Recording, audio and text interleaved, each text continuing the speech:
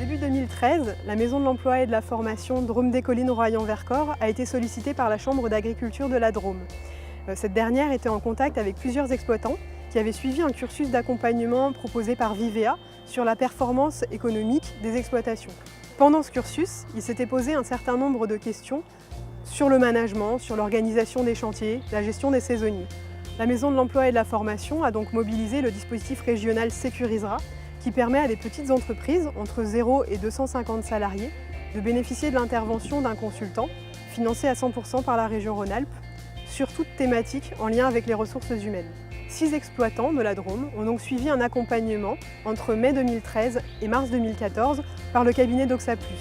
Ce cursus, qui a alterné 4 demi-journées collectives et 2 jours complets par le consultant dans chaque exploitation, a duré à peu près 6 mois et a été suivi par un certain nombre de partenaires de la filière, notamment la Chambre d'agriculture de la Drôme, l'ADEFA, Vivea, le FAFCA, mais aussi d'autres partenaires comme la région Rhône-Alpes ou la Direct, la Direction du Travail.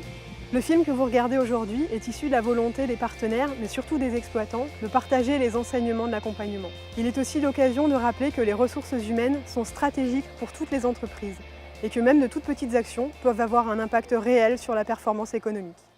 C'est parti d'une idée d'organisation de chantier. Nous, on avait l'impression qu'on était déconnectés par rapport à nos voisins, qu'on ramassait jamais assez vite et tout ça, et c'est parti d'une réflexion comme ça. Nous avions besoin de nous reposer, de revoir un petit peu toute l'organisation de l'exploitation, d'une part, et de voir comment on pouvait faire mieux. Faire mieux, c'est-à-dire en étant beaucoup plus percutant, pertinent dans la transmission des consignes, en étant meilleur dans l'exécution des différents gestes techniques à la production et en étant beaucoup mieux organisé, plus généralement, sur la gestion des chantiers. Au niveau de l'organisation, c'était problème de délégation. C'est-à-dire que c'était moi qui avait tout sous le contrôle et qui disait tu fais ça, tu fais ci, tu fais ça. Je ne laissais pas assez d'autonomie à mes responsables qui étaient, on va dire, qui étaient un petit peu repliés sur eux-mêmes parce qu'ils n'osaient pas aller vraiment de l'avant, de prendre des initiatives. Voilà. Et moi, je ne m'en suis pas rendu compte. Ça s'est fait dans un esprit où il n'y avait pas de jugement. Parce que ça peut paraître délicat, en clair, on se met un petit peu à nu, quoi. Donc ça peut paraître délicat et en fait, non. Je crois qu'il y avait beaucoup de bienveillance dans ce groupe et ça, c'est très intéressant. Ça permet de discuter en toute sécurité et toute tranquillité avec ses collègues des problèmes qu'on a, parce qu'on a tous des problèmes. Et on s'aperçoit finalement on a les mêmes. Ça, c'est vachement important. Puis ce qui est quand même bien, et ça, c'est quelque chose, moi, je considère que c'est un luxe, c'est le travail qu'on peut faire dans l'entreprise avec les consultants. Parce qu'on a du temps, on a le temps de regarder, on a le temps d'analyser, on a le temps de mettre en place et puis de voir, de corriger, parce qu'il y a des rendez-vous décalés. Donc ça, c'est quand même, pour moi, c'est un peu du luxe, quoi. Il faut vraiment en profiter parce que c'est intéressant. Il y a vraiment du résultat derrière. Ce qui était bien, c'était les 2 périodes qu'on a fait sur Sécurisera, c'est-à-dire on a eu le travail individuel sur chaque exploitation, et puis on a eu le travail en groupe là, avec les 6 exploitants. Donc là, ça a permis d'échanger entre nous. Et on a pu voir qu'au fond, on avait à peu près tous les mêmes problématiques au niveau des exploitations. On a pris une grande claque dans la gueule parce qu'on a vu tous nos points faibles et nos difficultés.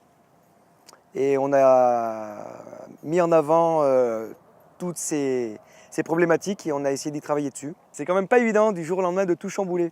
Mais bon, on a fait quand même des efforts. On a mis en place aussi des tableaux, des cahiers, des formules, tout ça. Mais c'est vrai que mes salariés, ils s'en occupent bien, ils me font les comptes rendus. Et bon, voilà, là-dessus, la formation est plus fluide. Ça paraît quelque chose de relativement simple et naturel. Mais en fait, transmettre les consignes sur la semaine, déjà pour faire un planning hebdo sur les différents chantiers qu'on va conduire, comment on va organiser les choses, même si ce n'est pas complètement affiné, mais déjà pour donner une vision globale de la semaine, ça c'est quelque chose qu'on ne faisait pas, que l'on fait maintenant et qui fonctionne bien. On peut avoir des référents techniques qui ne sont pas des encadrants, qui ne vont pas encadrer des équipes, et puis on peut avoir des encadrants qui ont peut-être moins de technicité, mais qui vont être en capacité de pouvoir gérer et animer une équipe, notamment saisonnier. Donc là aussi, cet équilibre fait partie des bonnes pratiques de dire, si je ne suis pas là, il faut que j'ai des compétences en interne qui soient assez solides, assez costauds, et qu'ils aient tous les moyens de pouvoir travailler, les moyens, les ressources, pour pouvoir travailler sans que je sois là. Ça a été un grand changement, au moins dans 2 exploitations qui sont autour de cette table, d'entendre l'exploitant, leur patron, leur dire des choses, des chiffres, du là où on en est, on a bien bossé, on n'a pas bien bossé, qu'est-ce qu'on fait, comment on doit favoriser, etc. etc. Moi, je faisais passer un certain nombre de messages au chef d'équipe qui me disaient « Oui, ok, mais comment je fais moi ?» Parce que je ne parle pas l'espagnol, mais je ne parle pas le roumain. Donc l'idée du visuel est venue là. C'est pour ça que j'évoquais tout à l'heure le management visuel.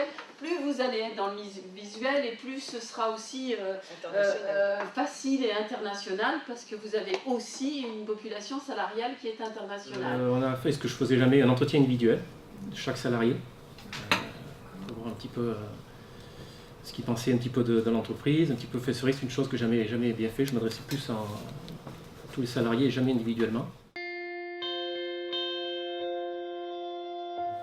Et moi j'ai trouvé ça pas mal entre ce qu'on faisait chez soi, quand on est, et puis le partage en plus entre 6 exploitations, c'était très intéressant. Sur le même thème, moi j'ai trouvé que c'était très fort, ça apportait beaucoup. Et moi le stage m'apportait beaucoup, parce que je pensais à mon départ en retraite qui est bientôt, et là maintenant je vais pouvoir partir à la retraite serein, parce que je sais que derrière, voilà, je suis presque déjà à la retraite parce que je m'occupe pratiquement plus de rien. Ouais, j'ai plus de responsabilités, donc je suis plus dedans et vraiment je m'organise beaucoup plus. Avant j'étais beaucoup plus brouillon dans les choses à accomplir et là je suis beaucoup plus organisée, plus stratégique, du moins j'essaye.